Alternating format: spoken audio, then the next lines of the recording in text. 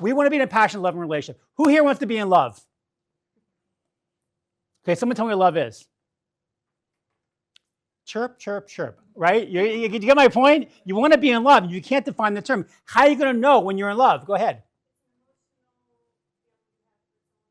Emotional feeling. We have lots of emotional feelings, right? I have emotional feelings with my dog, Mocha. I love my dog, Mocha. And here's an issue we have today, the word love. We use the word love for many different things. I love my dog. I love teaching. Right? I love my kids. I love my wife. And I love pizza with black olives and mushroom. So the word love gets completely obliterated because it really doesn't have a lot of meaning. Go ahead. I love giving to my dog. It's giving. I love giving to my pizza. Right, I like taking it. So it's interesting. That is what I call the feeling of being in love, right? The feeling of being in love. This is what it feels like to be in love. I want to give to you. I'm not looking for anything in return. Obviously, it's called infatuation when you want to give to someone and expect something back. That's a momentary desire in the brain that someone has something you want. That's called infatuation. And many people get married because of infatuation. They can't define the word love. And we're going to learn that word today. The feeling of love is different. It's what it feels like to be in love. And I want to define the word love. It's two different things. Rabbi Twersky calls the feeling of being in love, he calls it fish love. Because who here doesn't like, most people, I don't know about you, but like my kids love salmon. Like salmon? Love it, right? Teriyaki salmon with mashed potatoes, it's delicious, right? Actually, I made it, like I landed Sunday. Did I make it Sunday or Monday? I think I made it Monday. I made smashed potatoes. I take baked potatoes and I smash them, they're cooked, with olive oil and garlic or butter or whatever, in the pan so they get like kind of brown with garlic and salmon. It was delicious, right? It was so good. Now listen, if I love salmon, I wouldn't kill it and eat it, right? You would take, what's your name? Anna L. Anna L would take a live salmon, she put it in a bowl by her bedstand. She rid it fish toys and take on fish dates. She doesn't love salmon, she loves the pleasure that salmon brings her. Anna L has an infatuation with salmon. Sorry about that. And we're going to make sure that when you go into a relationship, that you're going to get married because of real love, not because of infatuation. Because if you take 100 marriages in the world today, I'm not talking the film world, I'm talking the secular world. How many get divorced? 101. 101? How many get divorced out of 100 marriages? 50. You have half. So you have half out the window. And you have 50 marriages left. How many of those do you think are passionate, happy, loving relationships? 3. 3, that's pretty bad. Let's use 10 as a number, right? Sorry about this. I hate to give you the news. I'm giving it to you. This is not going to be you. If you're walking down the aisle today without this wisdom I'm going to give you, you have a 1 in 10 shot. No one's walking down to Chilchuppah. They think, we're love. And they think that love's going to last forever. Do you know why? Because it's easy. You're 20, 25, 30 years old. It's simple. Life has not gotten in the way yet. But we're going to learn that life is going to get in the way. And you better know how to handle certain things in your relationship in order to keep that relationship passionate, because there's no reason for you to not be in a passionate relationship in your 50s, 60s, and 70s, and 80s. And you have to understand that physicality is not the main part of this requirement here. You see people in the 70s and 80s, right? And you have body parts that are sagging and dragging on the floor. And my point is, it's not about the physical, it's about the emotional connection that you make to your spouse. And we're going to learn how to make that. But we're first going to go with what I call the 4 phases of love. Phase 1 is what I call the crush. And it's all in my book, Sunscreen Love. This is when you meet a guy or girl, and you think they're cute. You think they're fun, right? You go out for coffee, and they're nice. And you say, you know what? I can see myself dating them. And we confuse the word crush with infatuation. That's phase 1. But you need to have that in order to get to the phase you want to get to. We're going to get to phase 2, which is called the research phase. This is the point in a relationship where you're learning the likes and dislikes of another person. And it's a very exciting time because everything's brand new. And when I used to set people up in America, I'd say, I have someone for you. And you say, I'm seeing someone. What does it mean when you're seeing someone? No, it means you're dating somebody. If you're seeing someone, it means you're am I right? Am I wrong? Right? That's what here they say I'm busy, right? What should you say instead of I'm seeing someone? Instead of that, you should be saying, I am getting to know someone by listening to them, because listening is how relationships are formed. Do you get my point? I was in my early 20s. And I wasn't religious. I couldn't get a second date. And I said to my best friend, how come I can't get a second date? You know what he said to me? Stop talking and start listening. I'm like, what are you talking about? I thought I had to run the conversation. I'm 22 years old. I'm the nice guy. I have to run things. Like, no. Women want a guy that listens to them and engages with them and understands them and gets who they are. What's more important than saying I love you is I understand who you are and I know what makes you tick. Because you can say I love you to your spouse every single day. If you don't back it up with words, it is completely meaningless. The word love we're going to change from a noun to I love you to a verb, which means I am in the act of loving you. It's a constant thing that we need to do constantly, all the time. I am in the act of loving you. And that's more important than saying I love you. And that's understanding what makes them tick. It's interesting that the word listen, right, and the word silent have the exact same letters. Because you've been arguing with someone before, probably in the past, and when they're yelling at you, what do you do in your mind? You're thinking of a response in your head. You're not listening to them. If you want to capture someone's heart, you have to use your ears. And it's no coincidence that the word heart has the word ear right in the middle of it. And that is the key. I asked the women this. You have a choice of guys. You have a guy that's 6'2", good looking, nice muscles, but doesn't listen to you, doesn't get you, doesn't understand you, doesn't get your jokes. Or a guy who's 5'6", 20 pounds overweight, but gets you, understands you, gets your jokes. Who would you rather go out with? Somewhere in the middle. You can admit it, right? It's okay. Somewhere in the middle. You want the 5'9" guy that's like, listens to you some, right? Us poor short guys, we get completely discriminated against. And I don't know why. I mean, I do know why. But it doesn't hold water anymore, because in the olden days, you need to have a tall guy, right? Why? To fight off the saber-tooth tigers and the marauders. But today, you don't need that anymore. We have guns. We don't need that anymore. You'd rather have a guy who's 5'5", no offense, 20 pounds overweight, is changing the diaper at 3 a.m., bringing you a coffee, showing you attention, affection, appreciation, awareness, than some guy who's 6 foot tall.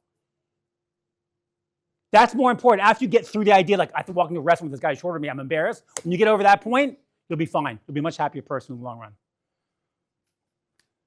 Phase 2 is called listening. Phase is called the research phase. Phase 3 is called the commitment. This is the point in a relationship, right? You think because most people here want to get married, I'm going to assume, right? You're not married. But it's not enough. I could have 100 guys, 100 girls waiting outside the door at Asia Torah right now to marry you. Getting married is easy. Staying in a passionate relationship with one person about your life, not so easy. 1 out of 10 shot. No one walking down the aisle today saying, you know, honey, we only have a 1 in 10 shot. No one's saying that. But those are the odds.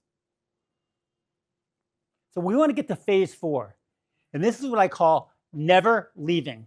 This is the point in a relationship, been married 10, 15 years, and you realize there's someone better in every single characteristic. There's someone who's opens up more emotionally, someone who's funnier, someone who's skinnier, someone who's richer, someone who's nicer to you, someone who's whatever it is you're looking for. There's someone better in each individual characteristic, each quality. But the person you're married isn't perfect, but they're perfect for you. And this is the phase we want to get to. And the reason why I wrote this phase, because I said to my wife after 10 years of marriage, why is our marriage equal? Why is it that you have marriages going through dysfunction? You have marriages with lots of infidelity. You have people in Hollywood getting married 5, 6, 7, 8 times. Why is our marriage equal? You should be able to upgrade your marriage like you upgrade your phone. No one's walking around with an iPhone 3. No one's doing that now. Why? You upgrade your phone. And you want to upgrade it. Even though you have a good marriage, you can always make it better. When my wife and I became observant, we had a good marriage. It wasn't great, it was good. Then it became great. And once I started writing books on marriage, it went to awesome. The love I have for my wife now, compared to 24 years ago, does not even compare. Why? Because I know what it means to be in a passionate relationship. And we're going to get into it. First thing we're going to do, by the way, if you ever watch a romantic comedy, what's the last scene in the movie? Huh? Walking down the aisle. How come they never showed 10, 20, or 30 years later after the wedding? It wouldn't be a romantic comedy. It'd be a murder mystery. The day you get married is the day the hard work starts. And what's the first thing you do when you get engaged? You call your mom, Mazel Tov, right? That's what you do. What's your second call going to be? The wedding planner. Who's going to come, what the theme's going to be, where the event's going to be. This is what you're planning, right? Yet how long does the average wedding last? 4 hours, maybe 5 hours max in Lakewood. Do you get my point? If you're Jeff Bezos, it's 3 days in Venice. That's a different story. That's my point. My point is the wedding only lasts 5 hours. The day you get married is the day the hard work starts. 98.5%, not everyone agrees with me on this, 98.5% of arguments in the marriage are about stupid little things.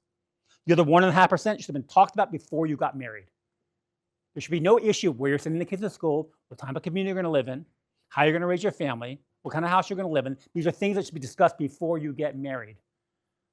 Capiche? I like that word, capiche. Do you guys know what it means? Capiche? Anyone know what capiche is? Okay, is it Italian, right? Capiche. Comprende, right? Okay, defining love. So here we're going to define the word love. You ready for this? It is the emotional pleasure you feel when you focus on the virtues of another person, and you continue to focus on those virtues as you stay married and get older. Which means there's a reason why you got married. What happened to those reasons? Why is your relationship going through friction or turbulence? You stopped focusing on why you fell in love with him in the first place. It's a big issue. Well, they changed. He changed. She changed. Whatever. No one changed. You started focusing on the negative characteristics and stopped focusing on why you fell in love with in the first place. There's a TV show called Chopped. Anyone hear of Chopped? It's Food Network, right? You have 4 chefs that come on the show, and they have 20 minutes to make an appetizer. And before they start the timer, they're given a basket full of very unusual ingredients they have to use in their dish. And these are ingredients that most chefs don't cook with. Snake meat, squid ink, jicama powder, snail urine. I mean, who uses snail urine? Dried crickets. And you have to use these in the dish. And marriage is the same way. You're going to a relationship, you have your basket full of idiosyncrasies, and the younger you are, the less likely you know what they are. And the person you're going to marry also has their basket full of idiosyncrasies. It might be inability to open up emotionally. It may have come from a dysfunctional background, having a hard time connecting to someone. It might be that you have anger issues or you're impatient. And you walk down the aisle and get married, and you try to cook in the kitchen, so to speak, and you struggle and you have a hard time. This is why you should focus on why you fell in love in the first place. Any questions? Anyone? Bueller? Anyway, we're going to talk about the 3 questions you must ask before you get married. Yeah, okay. Can I just go back to when you said upgrade your phone? Like when you upgrade your phone? You upgrade your phone, yes. Yeah, of course. Usually, what I thought, like the reason why there's a lot of divorce is because, like when a phone cracks, you just get rid of it and you Yeah. get a new phone. You're not interested in just fixing the screen. Right. So why are you upgrading your phone? Like I'm upgrading the software, or updating the software in your marriage. You don't want to get, so here, listen. I don't want to get into the idea when to get a divorce, because we learned in the Gemara there are times to get divorced. There are. And the way I look at it, imagine you get in a car accident, right? And your leg gets damaged. You have a damaged leg. And you go to the hospital, they say, we can save your leg, but it's going to take 4 or 5 operations, a few years of therapy, and we have a shot of shaving. We're not guaranteed, but we have a shot of shaving your leg. Or we can cut it off now and move on your way. You're on your own. What do you want to do? You want to save the leg. And guess what? It's going to be hard. It's going to be painful. Do you get my point? Surgery number 1, number 2, number 3. Therapy, physical therapy. And it's painful and time consuming. The question is, are you willing to put in that effort to save the leg? And when it comes to a point in time where you've had 5 surgeries and it's severely painful and they see no end in sight, that's when you cut off the leg. And that is the time to get divorced. When you put in the effort, and you put in the pain to save the marriage, then it's time to get divorced. But until then, in fact, it's very interesting that if you ask most marriage therapists, what they'll do is when they see a couple for the first time, they'll ask them privately, do you really want to save this marriage? You know what everyone says? Most of them? Yes. Of course they do, but guess what? Half of them are lying. Because half of them really don't want to save the marriage. They're saying, I want to save the marriage in order to show that we went to therapy and it didn't work out. That they show that they made an effort. This is why a good therapist can read into someone if they're lying or not. Because sometimes people don't want to save the marriage. They just want to put the effort in to show that they made an effort. But if you're one-on-one, why would you lie? Huh? It's like going to the doctor. Why would you lie to your doctor? If it's private and you wait for your spouse. What's the point? Because they might lie just to put a face on, just they don't want to show that they don't want to make the effort in. No one wants to say, I don't want to make an effort. Yes. Could they also be lying to themselves? They're lying to themselves. They can be lying to themselves, of course. We all lie to ourselves all the time. The first question you must ask before you get married, ask yourself. This is not you asking, this is you're asking yourself. I meet a guy all the time. I'm talking with seminary girls and they meet a guy and they're dating him. Should I marry this guy? Right? And this is why you have to ask yourself these questions. Am I physically attracted to him? Which does not make him physically attractive to anybody else. You're the only one marrying him, nobody else is. I had a guy call me from, he was at a program at Or Sameach, and he called me after my class, about a week later, and he wants to marry this girl, and his friends are making fun of him because she's below him as far as looks goes. I said, this is ridiculous. They're not marrying her, you're marrying her. I wanted to smack him through the phone. Like, just marry her. It's ridiculous. Because the more you know someone you like, the better looking they get. And the more you know someone you don't like, the uglier they get. Brad Pitt, good looking guy. There are women who can't stand him. Same with Angelina Jolie, beautiful woman, and there are guys who want to vomit when they see her.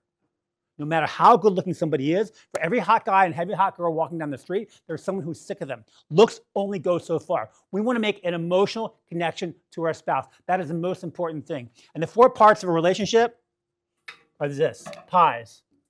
Physical, intellectual, emotional, and spiritual. And the most important thing that we want to be connected to, spiritual, not as important. I like to say that you should both be on the ladder. I mean the ladder. I mean when Jacob's having his dream over here. It's funny, there's a perfect view of the Temple Mount right here. This is like the best view. I've never seen this. It's like right in front of my face. This gold dome. There's a little hook on the gold dome. You see that? Soon there'll be a helicopter coming with a hook about to take that thing off. Anyway, so Jacob has a dream right there. And he, wow, it's really right in my face. Thank you. He's dreaming of the ladder going from the ground to heaven. The angels going up and down the ladder. And he wakes up and he realizes this is God's home, abode, right? And God speaks to him. And God said to him, I have your back. You're going to go have to work for Lavan, your uncle, and you're going to have to, tend to sheep and get some wives, build a family, and I have your back. And he realized he could be in the physical world by being connected to God spiritually. And this is why I say the person you're going to marry doesn't have to be on the same rung as you on the ladder, but they need to be on the ladder. And I would say it's more important that a woman who's to be more religious than the husband, because the husband's going to go up to the woman. Or if the husband's more religious and the woman's less religious, generally he's going to go down to the woman, because the women run the house. Women decide where you're going to go to school. Women decide basically where you're going to live. They run the Shabbat table. Everything. They run the house. So it's very important that you marry a woman that's more religious than you. Intellectual, again, you need to be on this. Don't have to be on the same exact level. We want to marry someone who connects to an intellectual level. If you're on a date and you're having a hard time talking to someone on one date, and you go on a second date and you're having a hard time connecting to them on an emotional level, intellectually, you don't go out with them again. Now, I would tell you give it at least 3 chances, because you don't know someone after one date. When I used to date, I was terrified, especially the more pretty the girl was. I was terrified. Forget going to a pasta place or to a pizza place, because I'd spill the pasta on my shirt. And I order a salad, forget the dressing, gives me gas, forget the carrots that get stuck in my teeth, and forget the avocados looking on my shirt. And if I'm ordering a bowl of plain lettuce on my first date, are you going to get to know me on my first date? Not a chance. You got to give someone 3 chances. Obviously, if they laugh like a hyena, they can't stop talking about their mother, they pick their nose, don't go out with them again. But it's a recommendation. It's not halacha.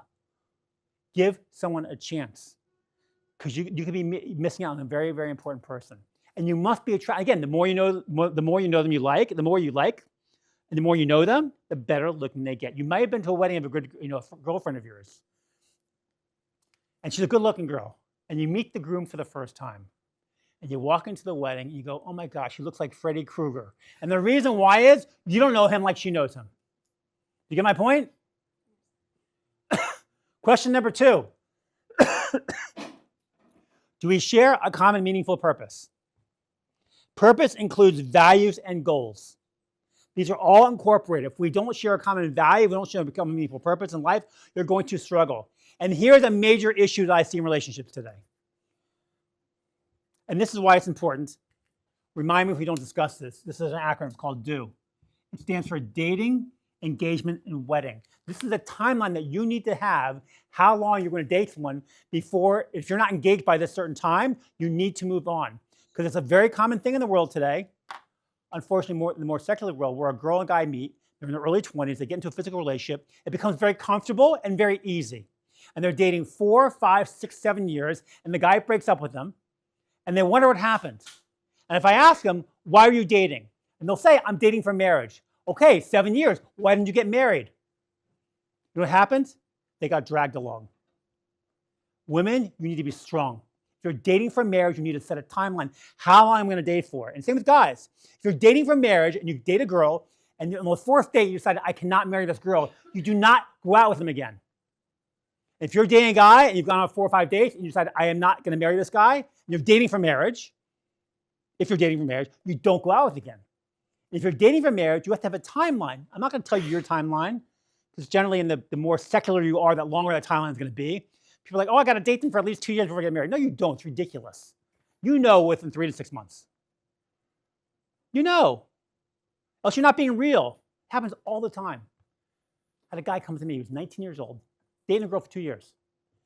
And he wanted to go to, he lived in New York. He was going back to New York after yeshiva. And his girlfriend said, if you don't come back to New York, we're breaking up. And he got a job offer in Chicago. It was a good job offer. He says, Coach, what do I do? So I asked him, why were you dating?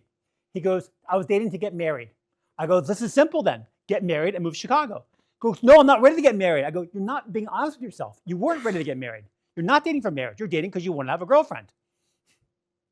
You see the difference? We lie to ourselves and say, oh, we're dating for, no, you're not. Yes. I have a couple things I'd like to, I don't know if I think a little bit differently about it. Okay. There are two situations in which I think may be exceptions to what you're saying. Yeah.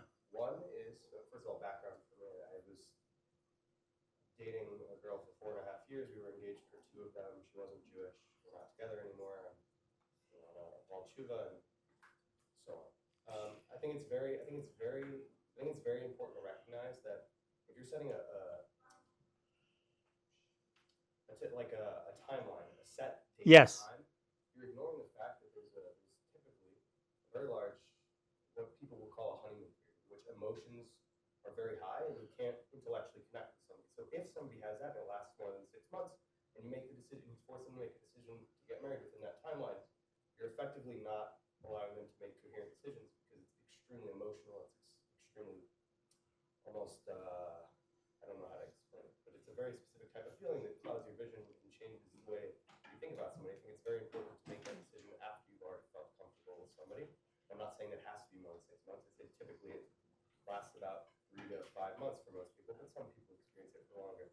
The second thing I'd like to say is that typically data shows that men, in general, get married when they are, this is historically throughout time, when they are stable and when they feel comfortable for providing for a family. Sure.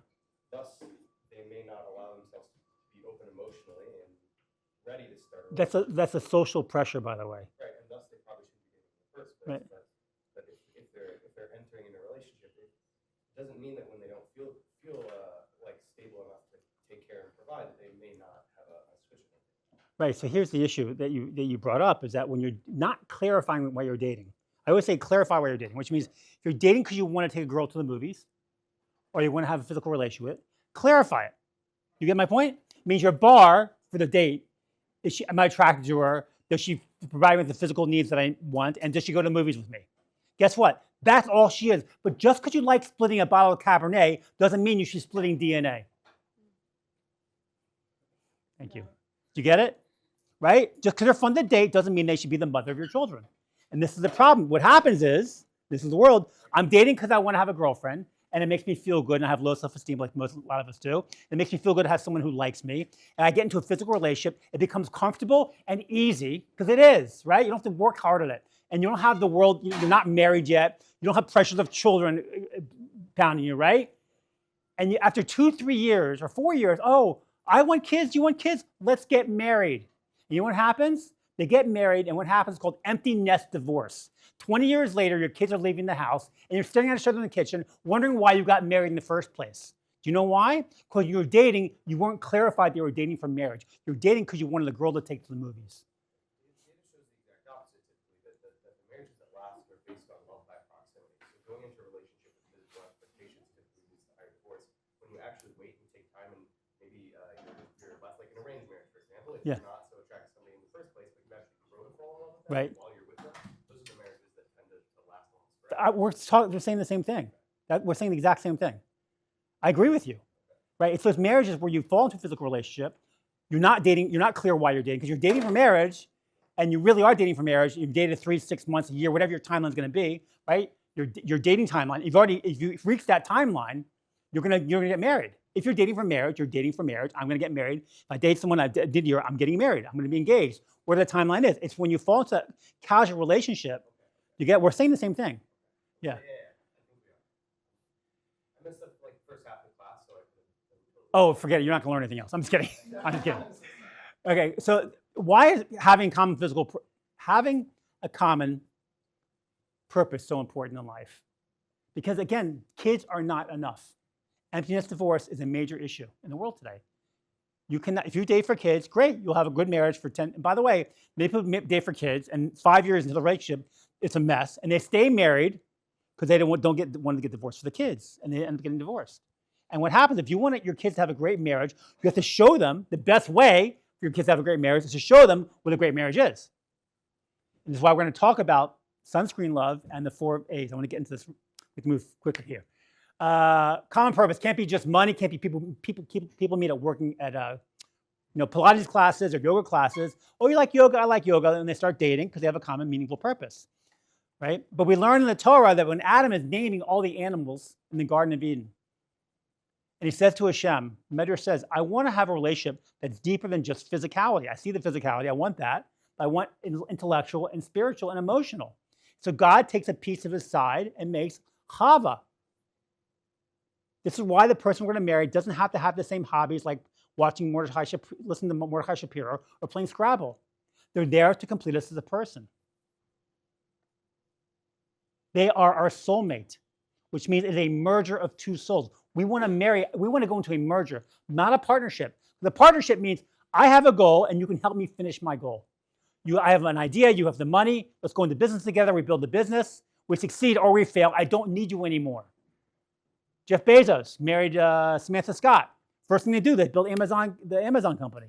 Great business, right? How'd that marriage do? Right? What happens is when you work together with someone, the bedroom becomes the boardroom and pillow talks becomes PowerPointing. This is why I don't think it's always good for couples to work together, which is very common, like a dentist, whatever. It's a different relationship than a employee boss. And I believe that the best purpose that we can have together is having God in our life. Because we have something that guides us. And the divorce rate in the religious world, and I don't mean just the Jewish religious world, but any religion where they worship God or gods, is significantly less. Because they have something that guides them. The gematria, the secret code for Adam, the first man, is 45. And the secret code, the gematria for Eve, Chava, is 19. The missing piece is 26. That's Yud K Vav K, the name of Hashem. It's hard to see that when you're raised secular. Why does God? You have no idea. The Torah guides us on how to live a life. The Torah guides us on how to treat our wife. The Torah guides us on things that we can do and can't do in relationship. Emotional infidelity is a big thing in the world today. You're a guy working in an office, with women. Next thing you know, if you're not living a spiritual life, right? You're not holding the laws of family purity. You come home from work, you want to have sex. She's got a headache. She comes home, wants to go. You want to play golf. Next thing you know, 1 week, 2 weeks, 3 weeks. Next week, you're not having sex for a month. Next thing you know, some girl at the office is paying attention to your husband, right? And this emotional infidelity can turn physical because that's how we make connections. It's through emotions. And it's interesting. God, he made animals and he made man. We are not animals. Animals live on instinct. When I give my dog Mocha dinner, last night I gave her dinner. She gets half a packet of meat. It's dog food. And when I'm, like, say an hour later, let's say we get a pizza, and I put a piece on the floor, Mocha's not going to be like, you know what, I'm flacious, I'm a little bit heavy. I'm chubby. I can't jump up in my owner's bed. I can't fit through the doggy door. I'm not going to eat that pizza. No, she's going to eat that pizza. Without even thinking. It's her instinct. We think differently. Like, I should eat that pizza. I'm a little fat. Like, we think about it. We don't live in our instincts.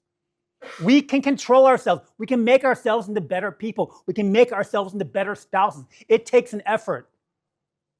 If you're not willing to put the effort in, you're going to have a hard time. Can you imagine a husband coming home from work and he says to his wife, honey, I'm so sorry, I slept with my secretary. It's okay, honey, it's just your instincts. We have instincts and we can control them, we can make them better. You can use a fork and a knife at the dinner table. You don't have to use your hands. We can make ourselves into vessels. This is what we're supposed to do as humans, as Jews, is to basically improve ourselves, make ourselves into better people. When Adam and Eve ate from the tree and he brought Tov and Ra down to the world, as Rabbi Dubov says, Tov and Ra doesn't mean good and bad. Tov and Ra means complete and incomplete. And it's our job to complete ourselves as people. Every guy in this room can become the greatest husband ever. It's going to take some work, and I can help you get there. Every woman in this room can be the most amazing wife ever.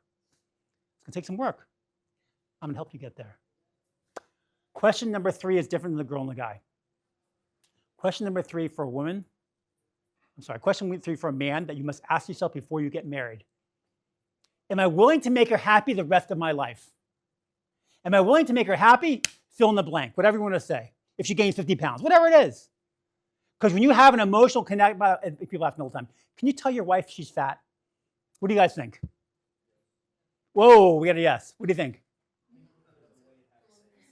Hi, so what's your name? Yaakov, tell me how you're going to say it. At least you're being honest. How are you going to tell her? How are you going to tell your wife she's fat?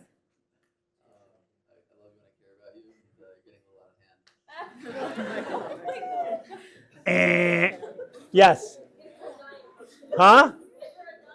Give her a Diet Coke. That doesn't help you. That still makes you fat. Yes, Rabbi. One fat person at home is enough. What?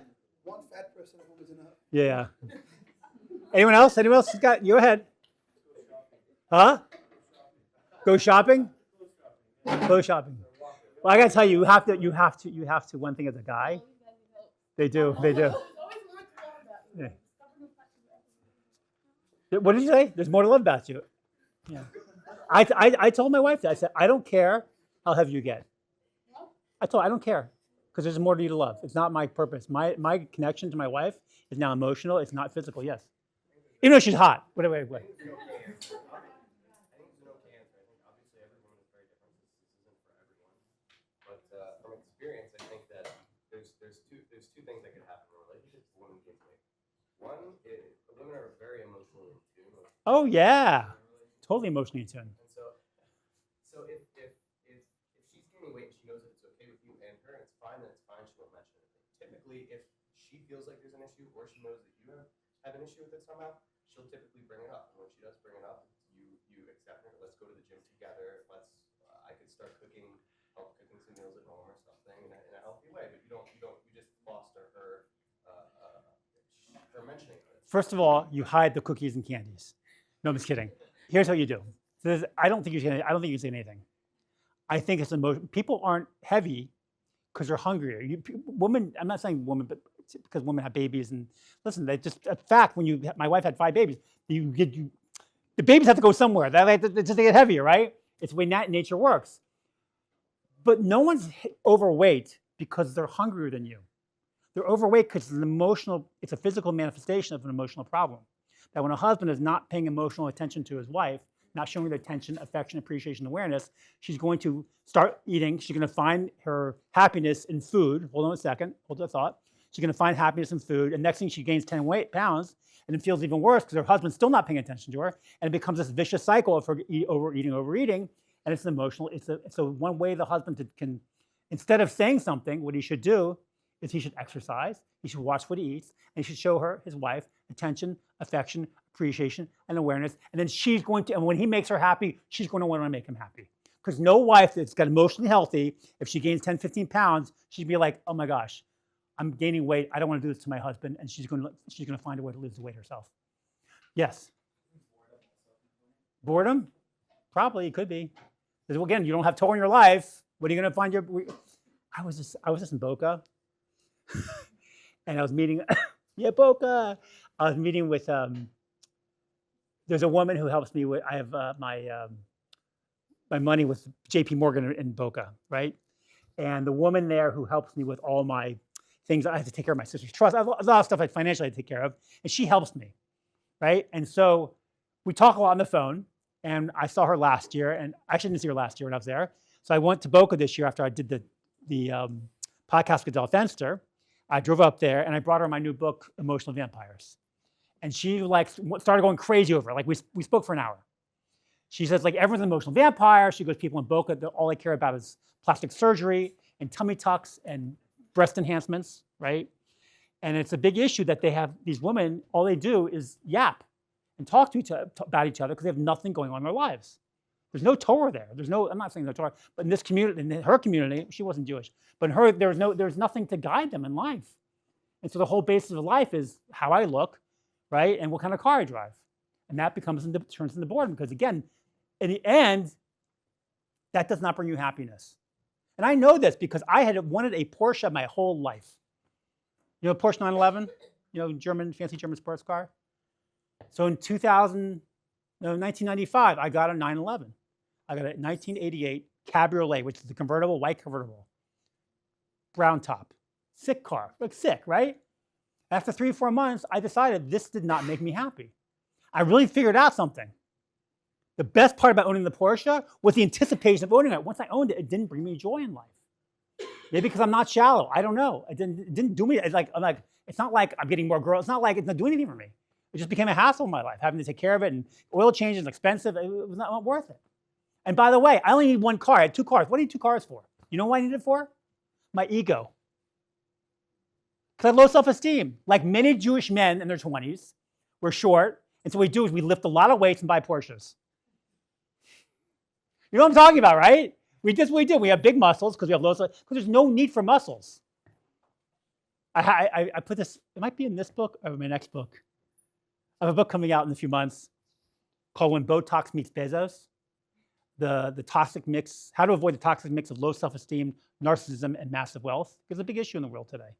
I think I talk about it. If you would go to a gym and lift weights, and you get stronger, but you see no change in your muscle size, would you go? You would go? Yeah?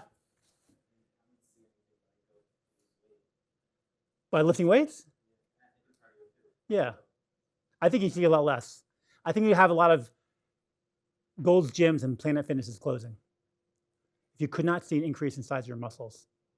Like if you went to like these, the weightlifters, and the same, like if Arnold Schwarzenegger and, can't think of all the weightlifters, if they had the same size muscles as us, we wouldn't be impressed with them. We wouldn't even be watching them. We're watching because they have amazing muscles. It's very interesting to see. We see it.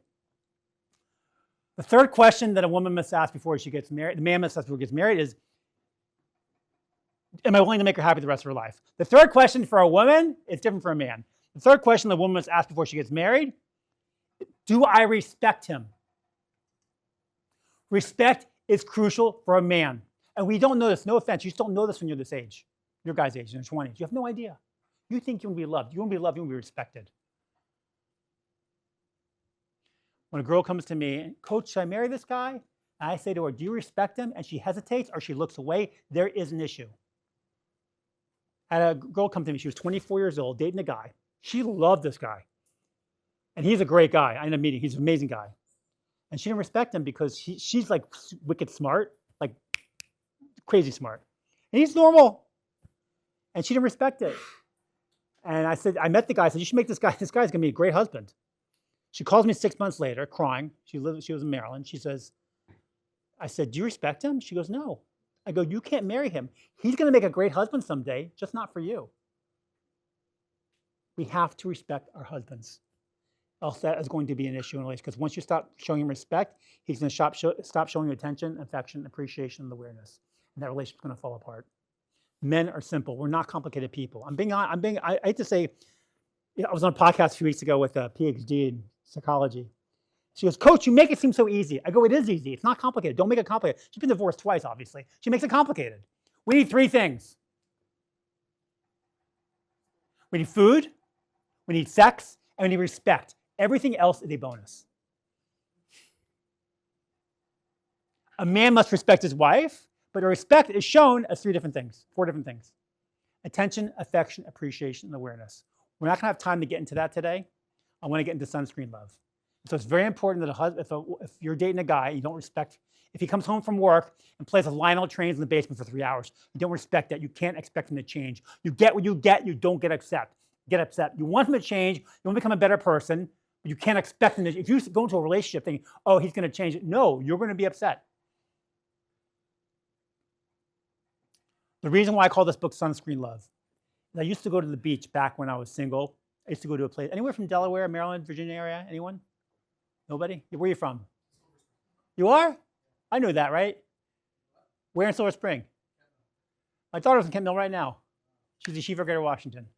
Yeah. What street were you on? Oh, you know the Bucks Bums? Yeah. Yeah. So funny. Yeah, very small world. Anyway, so I used to go to the Delaware, Dewey Beach, Delaware. I'm glad you've never been before. It's a singles place, and I used to go on the beach in the morning. I had a beach house for the summer, so I go to the beach in the morning at 9, 10 o'clock in the morning, and I put sunscreen on, SPF 15 or 30, and be playing all day in the beach, and I come home at 5 in the afternoon. I'd be completely burnt. What happened?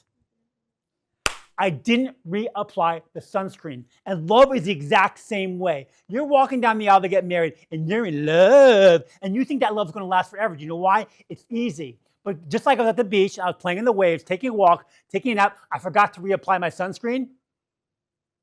If you don't take that lust, infatuation, desire, and turn to love, it's going to burn like you burn at the beach. This is a very common thing in the world today, because you get married, and you have jobs get in the way, children get in the way, and you forget to romance the relationship. Common theme in the world today. Men forget all the time because we're not trained like this. I'm going to train you to make sure you constantly romance the relationship. Yes? You mentioned that many respected you. It's like also like love. What does respect mean in this context? I have a whole thing on it in my new book, Respect. I'm not going to do it now because when I was writing this new book on when Botox met Bezos, because this question comes up all the time, I went ahead and made a category. I should do a class on this. What respect is and what love is. And I have it categorized. I don't have my notes with me now. I don't know them. But it's a very good point. Maybe I'll do that class next week. See, here's the thing. I was raised in an Ashkenazi home, and my mom used to be very critical. Do you guys like being criticized? Do you like being criticized? Do you like it? Here's the problem. We do it all the time without even thinking about it. You ever been on an El Al plane, you see an old couple get on, and she's nagging the guy, take this, like whatever, crazy, right? And every time you criticize your spouse, you're wiping the sunscreen off. And every time you compliment your spouse, you're putting the sunscreen on. And you're keeping the relationship from burning. We do it all the time. We don't think about it. I was coaching this girl. She's 40 years old. Beautiful. Bal Tshuva. She was telling me about this relationship that completely fell apart.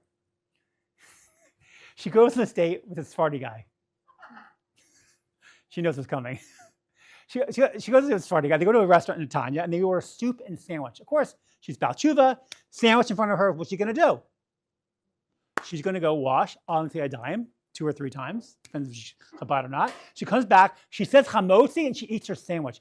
He goes and washes, comes back, doesn't say a word, and eats the sandwich. She's telling me the story, and she says to him, aren't you going to say a bracha? He says, no, I washed my hands because they were dirty. She says back to him, you know you're supposed to say a bracha.